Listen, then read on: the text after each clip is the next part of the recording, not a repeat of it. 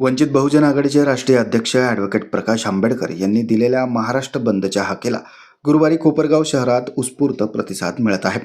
शहरातील व्यापारी वर्गाने स्वयंस्फूर्तीने सकाळच्या सत्रात आपली दुकाने बंद ठेवत बंदमध्ये सहभाग नोंदवला आहे. नीट पेपर फुटी प्रकरण आणि आंदोलन करणाऱ्या विद्यार्थ्यांवरील कथित लाठीचार्जाच्या निषेधार्थ पुकारण्यात आलेल्या या बंदला कोपरगावातील व्यापारी, व्यावसायिक तसेच विविध सामाजिक संघटनांनी पाठिंबा दर्शवला आहे. शहरातील प्रमुख बाजारपेठांमध्ये सकाळी 12 वाजेपर्यंत बहुतांश दुकाने बंद असून कडकडीत बंदचे चित्र पाहायला मिळत आहे.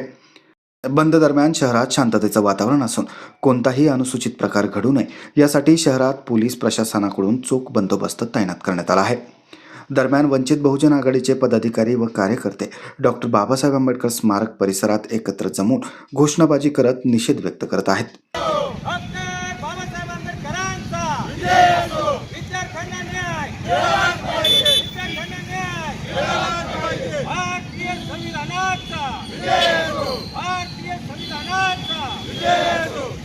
बंद शांततेत पार पडावा यासाठी पोलीस प्रशासन परिस्थितीवर लक्ष ठेवून असून शहरात सर्वत्र शांतता कायम आहे.